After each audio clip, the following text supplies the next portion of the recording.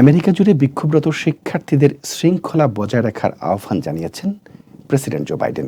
তিনি বলেছেন, গণতন্ত্র টিকিয়ে রাখার জন্য ভিন্নমত পোষণ করা জরুরি, কিন্তু ভিন্নমত পোষণ করতে যেয়ে বিশৃঙ্খলা কাম্য নয়। হোয়াইট হাউসে বৃহস্পতিবার দেশ জুড়ে ইউনিভার্সিটিগুলোর ক্যাম্পাসে চলমান বিক্ষোভ নিয়ে এমন মন্তব্য করেন বাইডেন।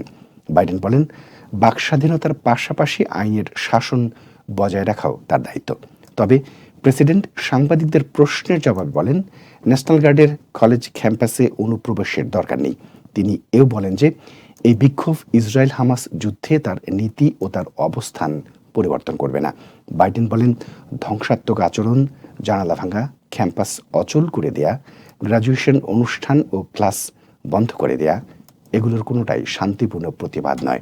লোকজনকে হুমকি দেয়া, ভয় দেখানো, নাগরিকদের মনে ভীতি সৃষ্টি করা শান্তিপূর্ণ প্রতিবাদ নয়, এটা আইনের বিরোধী।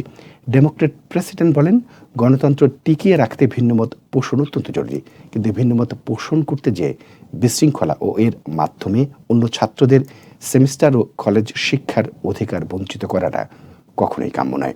আমেরিকার কোথাও ইহুদি বিরোধের জায়গা নেই উল্লেখ করে প্রেসিডেন্ট বলেন, মানুষের শিক্ষা গ্রহণ, ডিগ্রি অর্জনের অধিকার রয়েছে, নির্ভয়ে ক্যাম্পাসে হেঁটে বেড়ানোর অধিকার রয়েছে।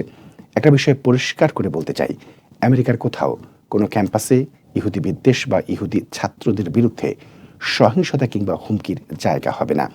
হোয়াইট হাউস জানিয়েছে, তারা বিশ্বাস করে বিক্ষোভকারীদের ছোট একটি অংশ ক্যাম্পাসে সহিংসতার জন্য দায়ী।